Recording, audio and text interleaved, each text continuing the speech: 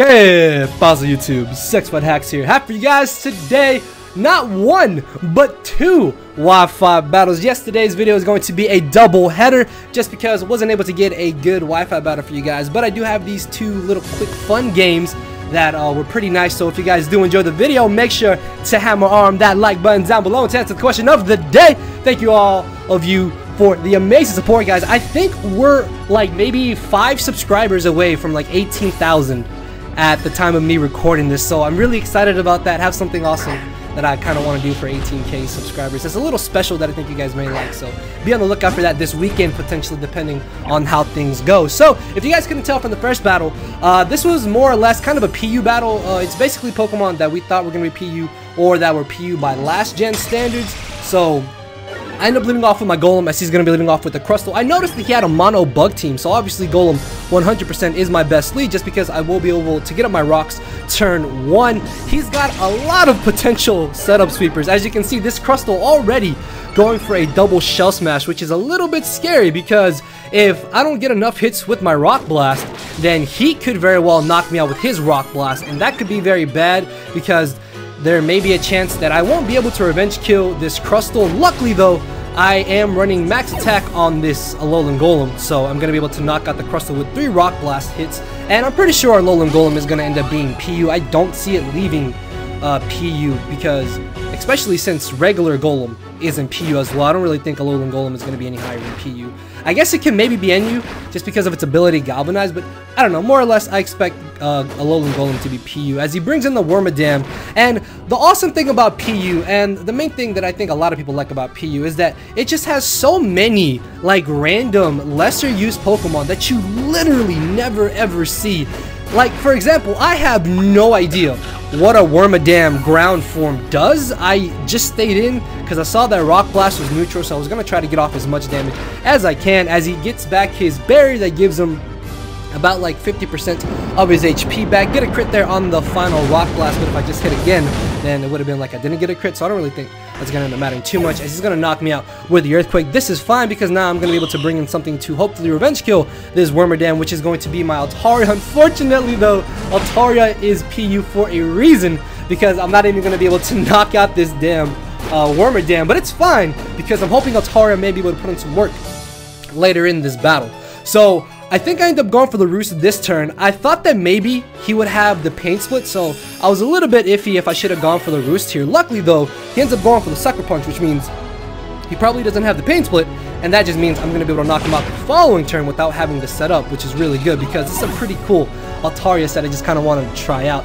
So down goes the Wormadam, in comes the Masquerain. Luckily loses 50% of his HP thanks to the rocks. I don't want to stay in and potentially take an Ice Beam because I'm 90% sure that Masquerain can learn Ice Beam. So I'm going to switch out into my Togedemaru. Even if he wanted to go for the Quiver Dance, that's honestly fine because I should be able to live any hit the following turn as long as it's not HP ground and then knock him out. I'm Choice Banded Togedemaru, so there's no chance that this Masquerain is going to live this Zing Zap. As in comes the Armaldo.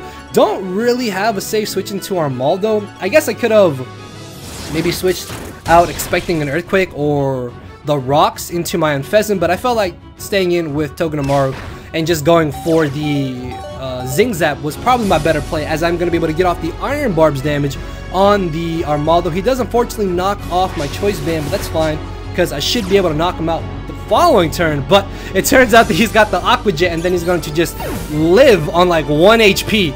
But that's fine because I can bring in Unfezant here, and I am going to definitely be faster than this Armaldo. Not sure why he didn't go for the Aqua Jet. Maybe if I tried to set up or something. I guess that kind of makes sense, as it turns out that of course he does have the Rocky Helmet and he's able to get off the chip damage on me. That's fine though, not really going to be entirely too crucial, as I will be able to bring in my Altaria here, which should be able to maybe clean up the match at this point. It depends on whether or not this Butterfree has the Sleep Powder and if he hits. And it turns out that he's actually going to be faster than me because, if I'm not mistaken, I'm actually not running a lot of speed on this Altaria. This is more of a bulky set, so he's able to get off a decent bit of damage with the Air Slash. If he had gone for the Sleep Powder there, that could have been a little bit annoying, but I do have Munchlax in the back, I guess. So as long as I didn't get unlucky with Sleep Talk and he didn't crit me, then I should have still been able to beat Butterfree 1v1 even if he started boosting up.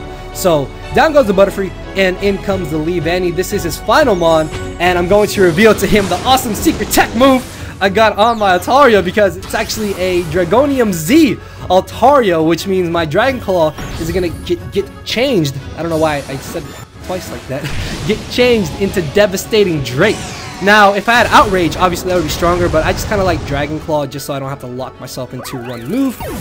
But Outrage also kind of works on the set as well. So yeah, guys, that is going to be the first match. So fun game to Benny. Let's move on to the second battle. This match is a little bit more old. It's against Hovernian, and I know I got this match off of my Discord. I'm thinking it was either like a mixed tier battle or a roulette battle, because that's what kind of would make more sense. But obviously going into this matchup, Greninja, absolutely terrifying, and Mega Mawile. I literally have no switch-ins to the combination of Greninja and Mega Mawile, so depending on how he plays those two, he could definitely have a good advantage in this matchup. So I'm going to be leading off with my shiny thick Arena, the Serena here, as he's going to be leading off with his Rotom fan form, which is pretty cool because I think this is my first time, or second time actually seeing a Rotom fan on Wi-Fi.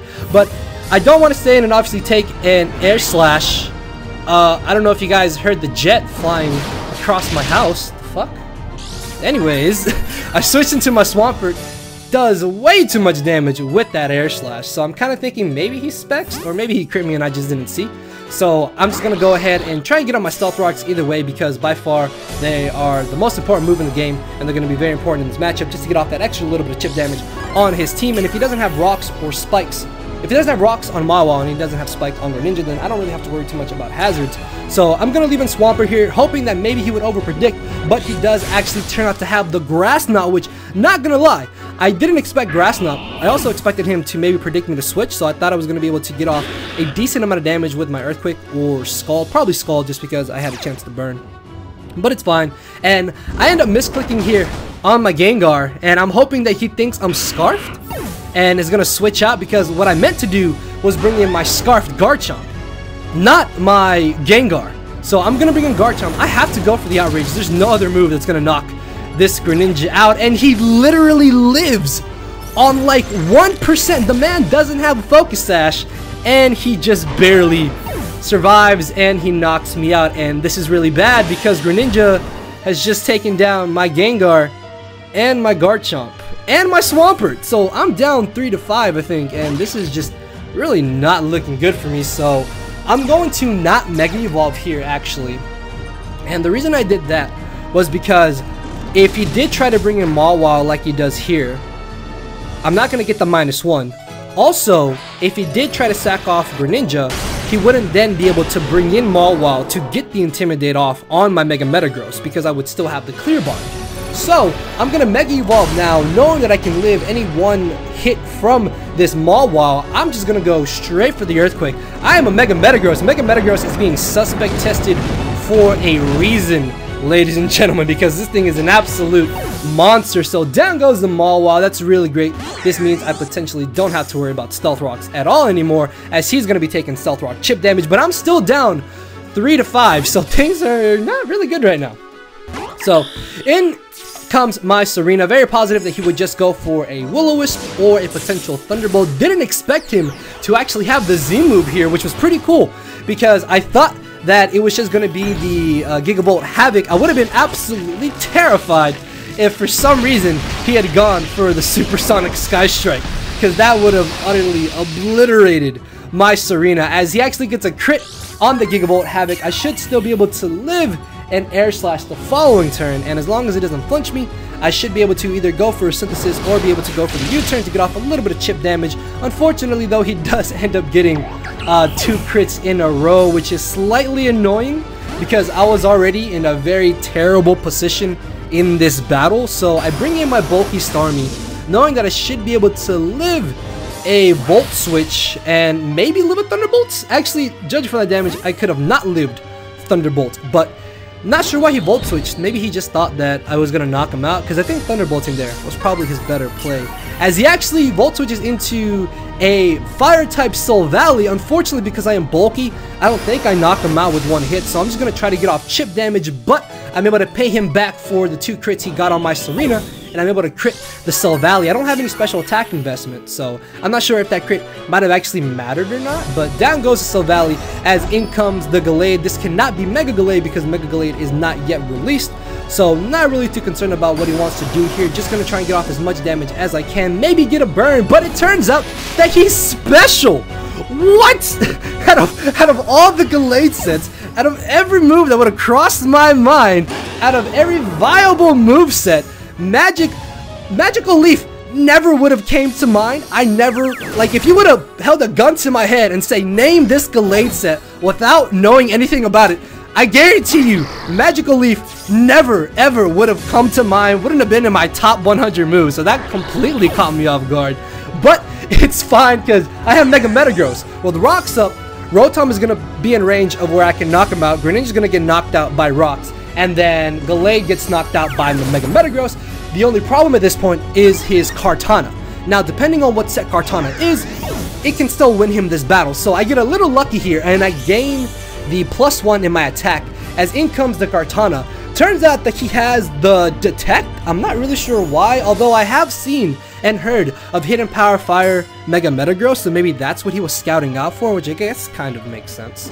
But I don't have it, so I'm gonna go for the Meteor Mash, and then he's gonna end up going for the False Swipe. I'm guessing because he doesn't have any move to hit me with, or maybe he just didn't have Night Slash. I don't know.